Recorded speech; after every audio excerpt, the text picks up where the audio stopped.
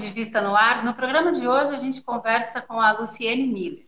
A Luciene é empresária, é escritora, lançou um livro recentemente. A gente vai descobrir, tenho certeza, muitas outras coisas sobre a Luciene e sobre o livro que a gente vai falar aqui. Luciene, obrigada por nos receber virtualmente. Tudo bem com você? Olá, tudo ótimo. Eu que agradeço. Obrigada pelo convite em participar do programa. É um presente. Que bom, para a gente também. A gente quer saber um pouco, né, sobre o seu livro. Você lançou um livro, foi em setembro, é isso? O que eu falar errado aqui, você pode me corrigir, tá? Fica à vontade. Não, imagina. Que Eu você lançou. lancei, sim, eu lancei um livro, meu primeiro livro, né, O Colo Invisível, e tá bem novinho ainda aí, sendo divulgado, trabalhado e lido bastante. Estou bem Que bom, feliz. que Uhum. bom. Paulo Invisível é um livro de autoficção, é isso? É esse o nome mesmo? Isso. A gente que trabalha com a escrita fala que é autoficção quando você resolve escrever sobre si, quando a narrativa de si não tem tanta propriedade investigativa, né? Quando não tem uma certeza absoluta dos fatos, quando você mescla a ficção com a biografia, né? No caso, no meu caso, com a autobiografia. Por isso, Então fica autoficção. autoficção. Então fica um suspense para Isso. quem lê. A gente fica É, naquela. fica. Na verdade, você trabalha toda a sua memória, por isso já é ficcionado, os seus devaneios, as suas intenções e emoções. Quando isso entra para o texto, já não é mais parte da realidade, então não é 100% biográfico por isso, mas tem muito de autobiografia nele. A base da história é a história da sua vida. É, exatamente.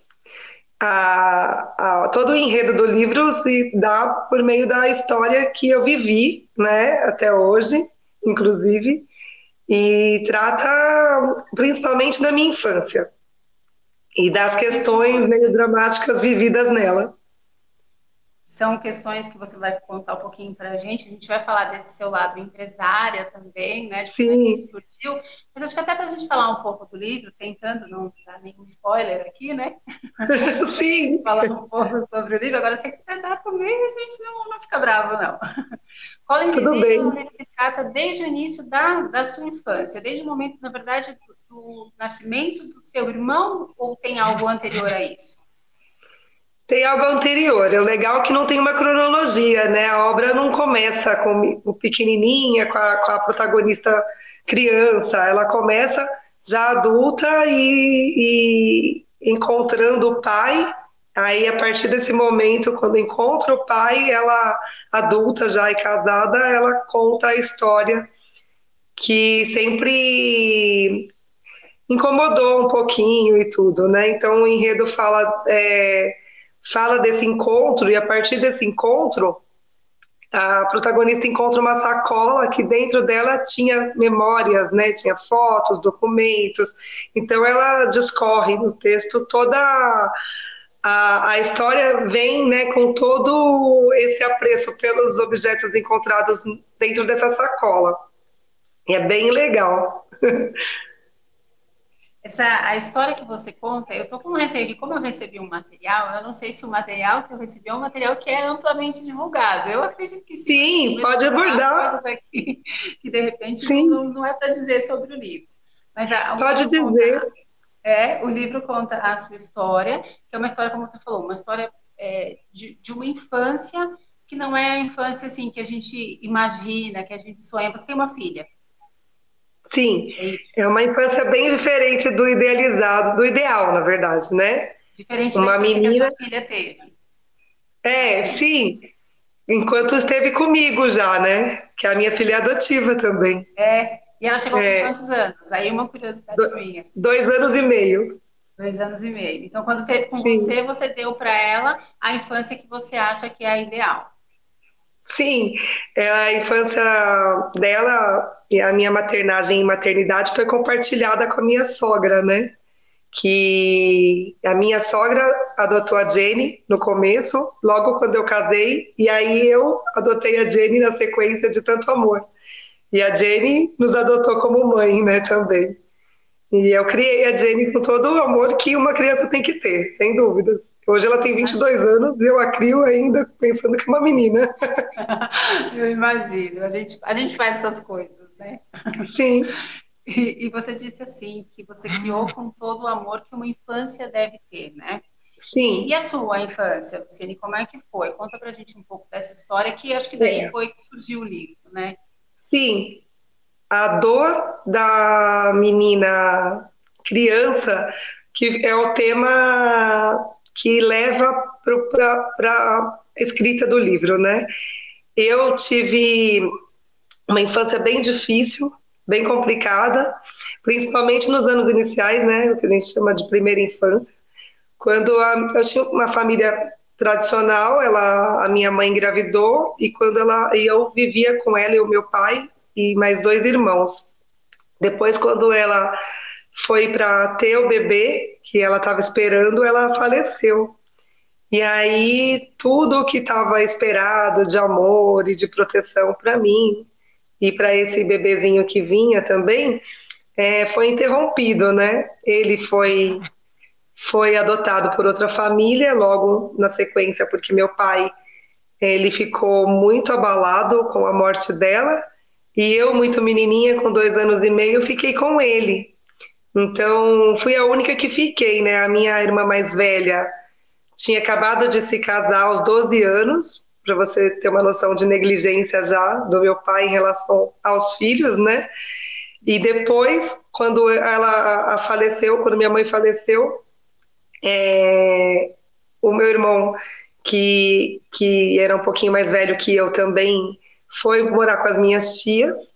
E eu fiquei sozinha, porque o bebê já tinha sido adotado, então logo de cara. Então fiquei eu e ele. Nesse período que fiquei eu e ele, ainda recebi bastante amor. Apesar dele estar mentalmente abalado, ele conseguia ser carinhoso e me amou muito. Mas logo na sequência, por ele estar muito triste e sentido muito incapaz dessa necessidade de criar uma menina sozinho, ele já trouxe uma mulher para morar com ele, né, para ajudá-lo a formar uma nova família, a conviver comigo, a cuidar da casa na época também e ajudá-lo muito nessa missão. Só que aí a minha madrasta, né, veio com muita violência, né? Ela não veio com muito amor, como todo mundo imaginava que alguém pudesse assumir uma criança tão pequena, né? E cuidar, né? Fazer os cuidados básicos, alimentar e proteger. Ela não fez isso. De início, ela até tentou, mas como ela tinha uma vida muito diferente, ela trabalhava com prostituição e quando foi para casa do meu pai, ela continuou. E aí ela começou a fazer isso dentro de casa. E, e aí começou a não fazer o que deveria em relação à criança, né? E acabou fazendo o contrário. E aí, então, né, nessa trajetória, enfim, de vida inicialmente tão difícil, o livro conta a história do que você saiu, né? Sim, Você fugiu, é isso? é, Fugiu dessa. eu Na posso verdade, falar sem dar spoiler, né? Porque a escrita é totalmente diferente da fala e é interessante, mas assim, a minha madrasta acabou me machucando muito. Eu fiquei até os 4 anos, 4 anos e meio nesse período, o período que minha mãe faleceu, até o período que eu fugi de casa, sofrendo muito. E não estava sozinha, ela levou 2 filhas para morar comigo também, 2 filhas de clientes que estavam em outros lugares e ela acabou, como meu pai assumiu e tinha um espaço que dava para trazer as crianças, ela trouxe, só que ela oscilava, né, em querer cuidar, mas ela vivia embriagada, vivia num mundo alheio às responsabilidades e acabou sendo muito violenta comigo e com as meninas. E aí ela, num dia que eu, inclusive está na quarta capa do livro, a passagem que ela, numa brincadeira com o meu pai, né, eu brincava muito com ele, ela não resistiu e virou a frigideira de óleo nas minhas costas. Aí, quando isso aconteceu, isso me marcou muito, tanto que eu lembro exatamente como foi pelo tamanho da dor que eu senti, mesmo muito pequena. E aí, quando isso aconteceu, eu fugi de casa. E aí eu não voltei mais, e eles tentaram ir atrás, aí eu oscilava em me resgatar, em eu voltar para a rua. E aí eu narro no livro como foi isso, né? Todo esse processo de estadia na rua e de tentativa de resgate para uma casa disfuncional, né? Com uma família disfuncional, que eu chamo. E aí eu passei bastante tempo perambulando por aí, E esse sozinha. por aí, na sua vida, não sei se o livro é fiel a isso, mas esse por aí, na sua vida, foi em Guarulhos ou foi em São Paulo? Não, foi perto, foi na Vila Maria. A Vila Maria Ai, é que um bairro pertinho. bem próximo, né? Na Vila Maria Alta. E aí, Bem pertinho.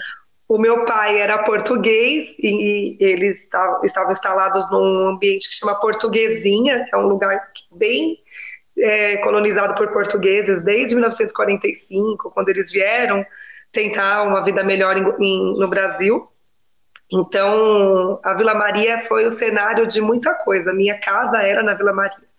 E aí toda a Zona Norte, né, depois, toda a parte da Dutra e tudo em volta virou cenário também Virou para minha cenário da história, sua né? Porque vida. eu ficava andando muito. Mas eu não fui para a região central, eu fiquei nessa região mais residencial mesmo, da Vila Maria mesmo, entre a Vila Maria Alta e a Vila Maria Baixa. E muito novinha, né? E daí vem, o que que é Muito. o colo invisível, Luciane, que é o título do seu livro, né? O que que é o Sim. colo invisível? Cola Invisível foi em todos os capítulos do livro eu nomeei com títulos fortes assim, né? E o Cola Invisível foi uma parte do meio do livro onde eu abordei toda a minha falta de mãe. E aí eu pensei na hora de o livro ia chamar Criança sem Mãe Não Dorme Cedo. E aí eu falei, nossa, é lindo, é literário, mas é forte demais, né? E eu falei, tá, vai chamar Colo Invisível. Por quê? Porque eu me perdi do colo mais importante que eu poderia ter tido. E o colo foi embora. E eu encontrei outros colos que eu tentava ter e não conseguia, eram colos que não me enxergavam. E aí, com o tempo, na minha formação como mulher, eu fui me doando como colo também e fui assumindo colos de amigos, de pessoas, inclusive depois quando eu casei da minha sogra. Então, essa invisibilidade dos colos durante a minha infância toda e a luta para conseguir deu um nome ao livro, né? A perda dos colos e a busca por eles. E aí é toda a invisibilidade da rua mesmo, né? De uma menina crescer principalmente sem o teto, sem amor, uma menina julgada, né? Crescer uma adolescente julgada. Então, essa invisibilidade, esse tempo todo que demorou para eu ser olhada nos olhos, para eu ser ouvida, como acontece hoje, né? Então, essa invisibilidade se somou à falta do colo, né? Luciane, você acha que você fala bastante da invisibilidade, né? E o título do livro também remete a isso. As pessoas que vivem nas ruas, de forma geral, existe uma tendência, uma predisposição a gente não enxergar essa realidade que está aí nas esquinas, nas praças, em todos os lugares. A gente faz meio que vista grossa e finge que não é com a gente aquele assunto. Você acha que existe isso? Existe, sem dúvida, são pessoas invisíveis. A rua é um mundo invisível. Mas eu não culpo a sociedade 100% por essa invisibilidade, assim. Infelizmente, é uma coisa que é até natural você prestar mais atenção no que é belo, no que é bonito, do que no que é difícil, no que é feio, no que é sujo. Naturalmente, a gente cresce querendo ver o que é glamuroso, o que é especial. Aí, quando presta atenção e percebe, muita gente até se assusta, né, com o cotidiano de uma pessoa que vive à margem, né? E, então, sem dúvidas, a invisibilidade é absurda. Mas é por isso que eu trabalho tentando jogar luz a isso, e tanta gente também. É por isso que eu chamo atenção para que o ambiente da rua não seja invisível, né? Mas também não culpo, sabe? Porque tudo que é a margem, que está fora mesmo do olhar, ele é mesmo, é mesmo visto assim, de uma maneira mais negligente também e dispersa, né? Isso é natural. Tem, por isso que tem que ser trabalhado, né? E não julgado. Tanto não julgar quem está do outro lado, quanto quem está vendo também. Não sou a favor de criticar as pessoas por não participarem tanto de quem escolheu, da vida de quem escolheu estar na rua. A gente percebe que você não é uma pessoa de criticar, mesmo pelos comentários que você fez até aqui. Parece que não faz parte mesmo da sua conversa. O perdão é uma coisa que faz parte muito da minha vida desde cedo para eu poder fluir. Eu descobri perdoar muito nova para eu não me prender a tudo isso. Porque se eu me prendo a toda essa maldade e toda essa revolta, eu seria mais uma menina que não olharia para frente, sabe? Que me prenderia ao passado. E isso, independente da minha história, ou tem tantas histórias por aí, né? É um conselho que eu costumo dar, porque é uma das coisas que me faz viver hoje, independente de toda a dor que eu passei. É perdoar, é não se apegar, né? Não julgar tanto. A gente percebe isso e vai falar no próximo bloco como é que essa menina que aprendeu a perdoar virou, né? Ou se transformou, ou foi, né? No caminho se transformando na Luciene Miller de hoje, empresária e escritora. A gente vai fazer um intervalo bem rapidinho, volta já com a gente. Legal.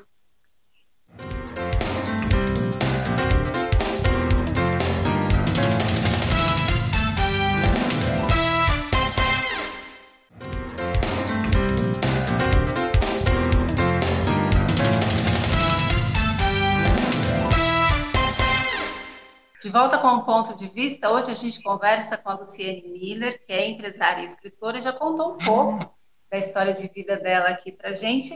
E a gente quer saber agora, Luciene, como é que você se tornou empresária, escritora? Na verdade, você é empresária também do ramo da escrita, das palavras, é isso?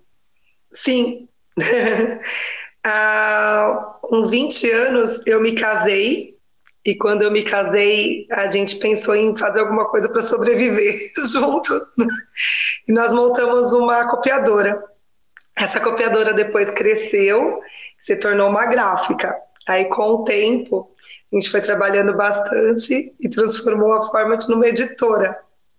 E ela que lançou o meu livro, O Colo Invisível. Além desse processo de crescimento e luta no empreendedorismo com a gráfica, a gente investiu também num bar, né, num gastrobar cultural que tem em Guarulhos, na Rua Tapajós, que é o Dom Cordelli. Então, a gente também está há 3 anos trabalhando com um barzinho bem legal, que tem apresentações de jazz, tem conversas culturais, tem uma gastronomia gostosa, um atendimento bem especial.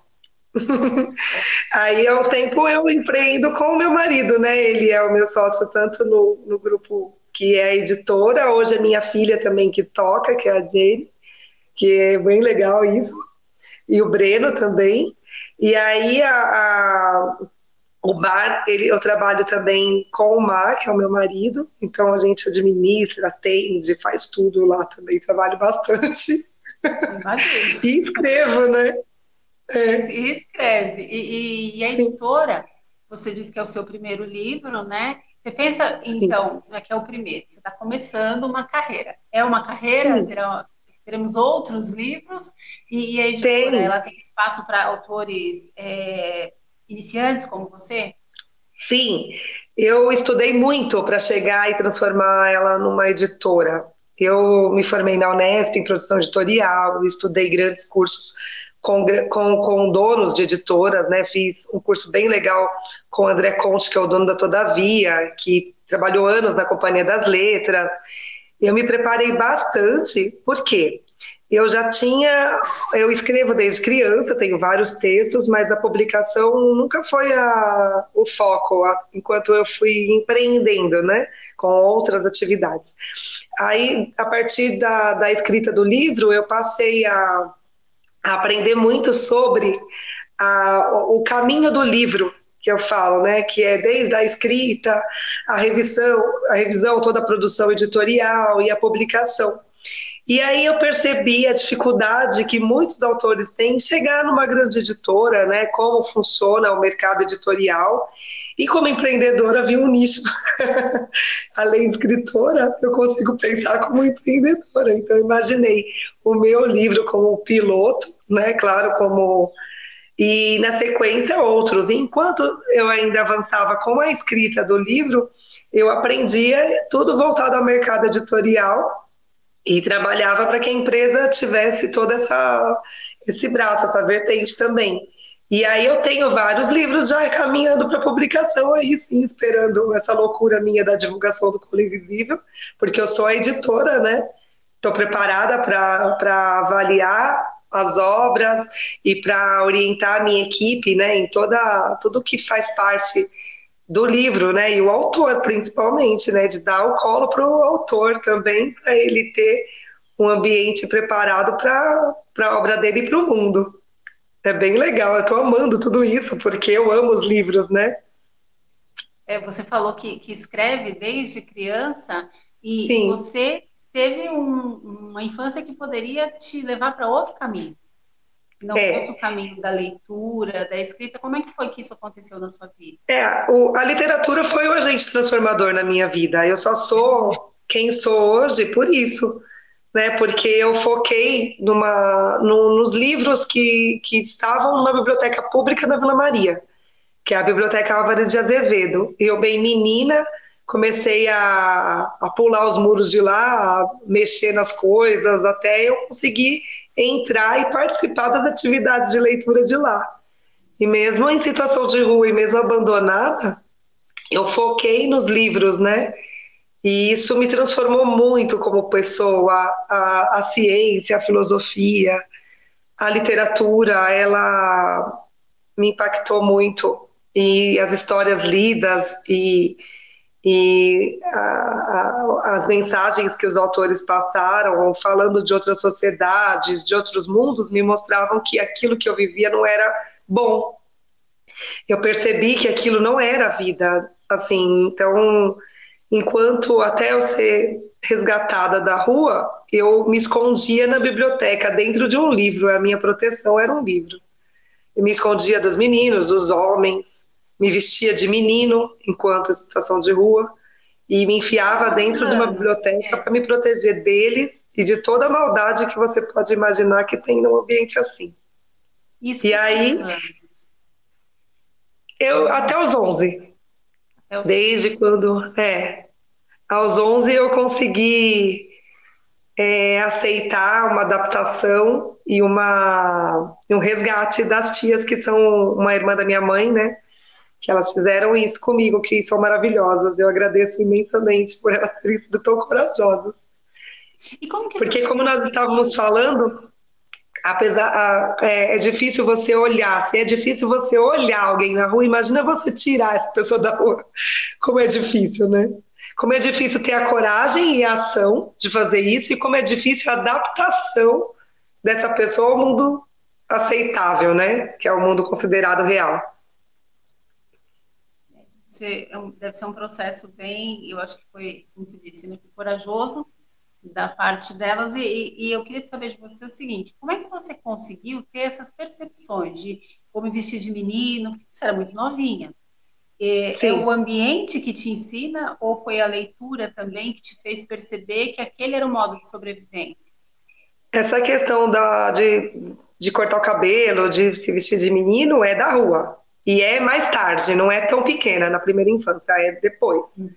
Agora, depois de tanto medo. Já o livro, Meu pai já lia para mim, meu pai me ensinou a escrever, meu pai era muito culto, então eu tinha essa ligação já com a literatura desde a base. Ele tinha essa mania de me contar a história e de me fazer escrever como ele. Ele também escrevia. Uhum.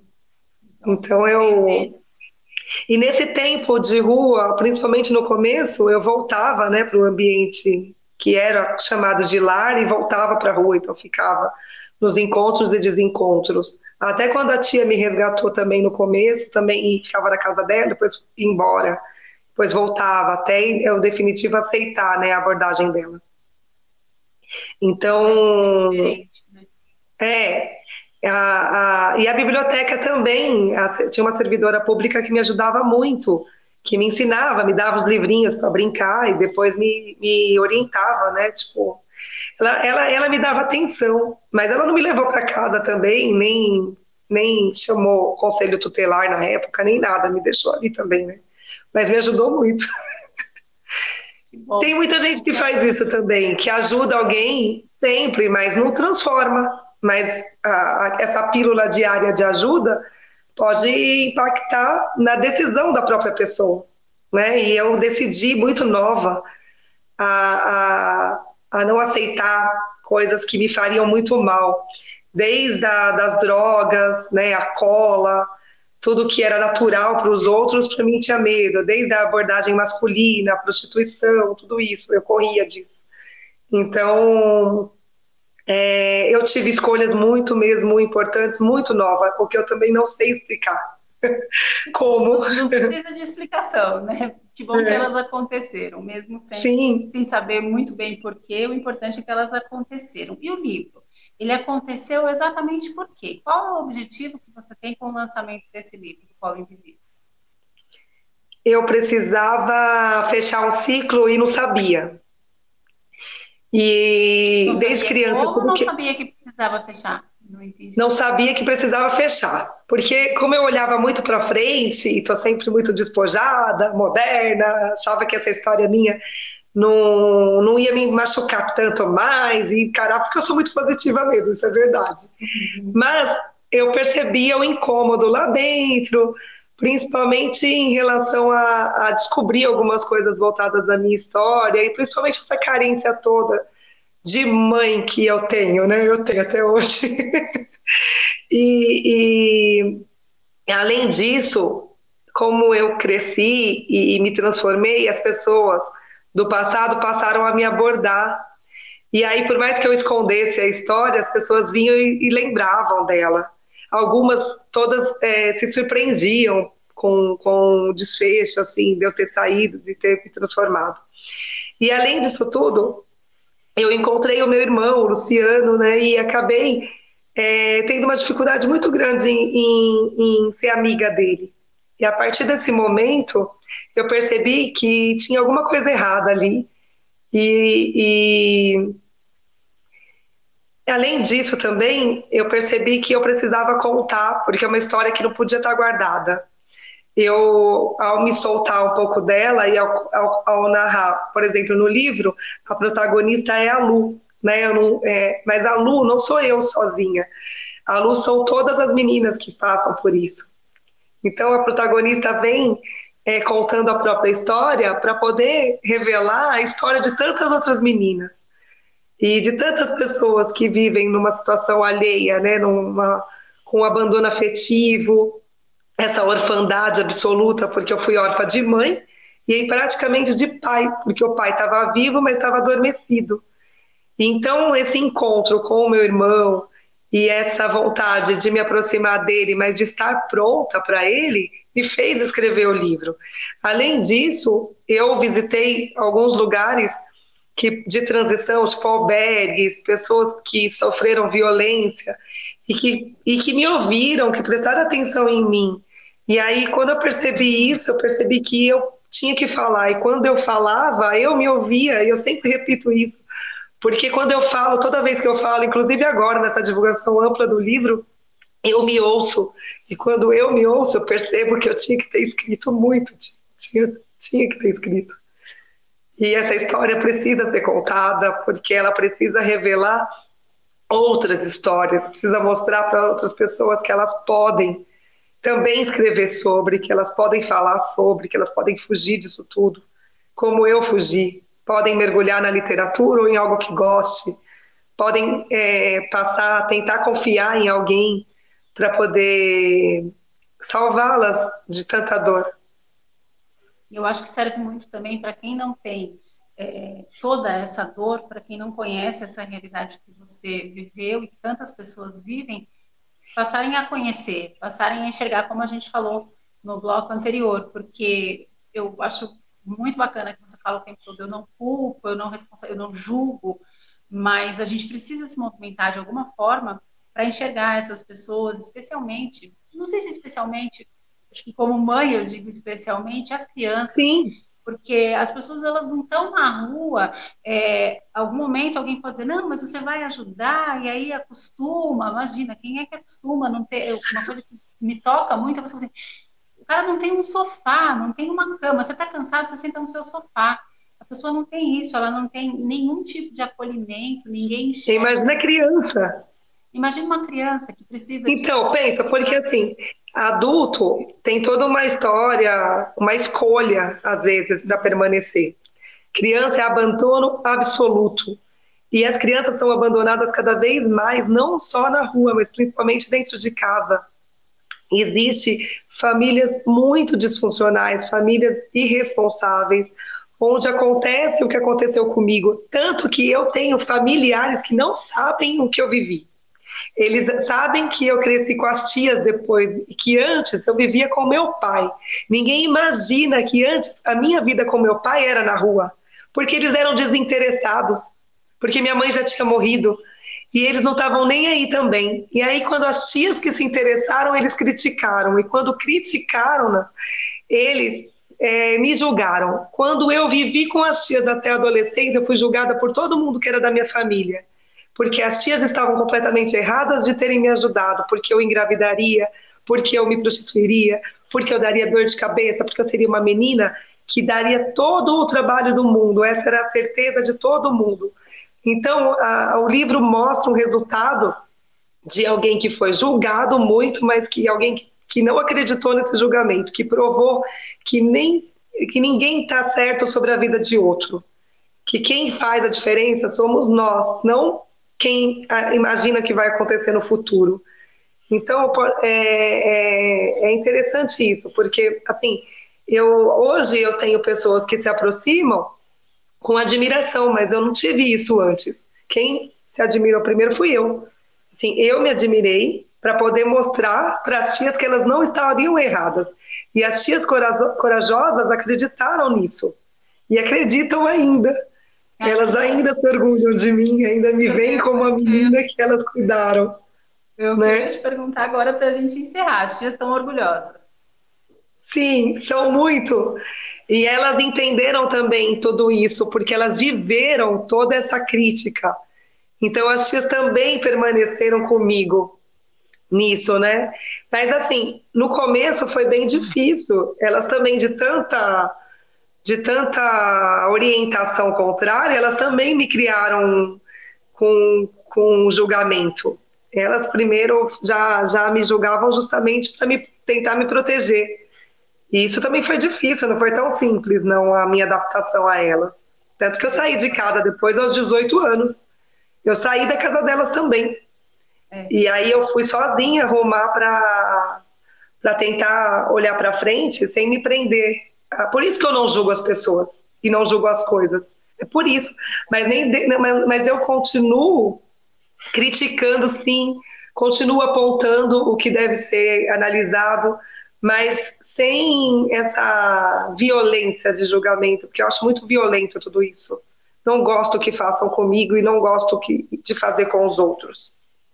Bacana. Luciane, eu acho que a gente teria muito mais para aprender, eu vou dizer com você, mas o nosso tempo acabou. Então fica aí a dica do Que livro, que eu acho que delícia. ele vai traz muito dessa sua história e muito do que a gente pode fazer também, como a gente pode olhar para essa realidade que existe, que está aí, que por mais que a gente falou lá no início, a gente deixa para lá porque não é tão bonito de olhar, mas se está aí, a gente precisa pelo menos começar a olhar para tentar fazer alguma coisa. Muito obrigada por Sim, esse bate-papo, fiquei muito feliz de te conhecer.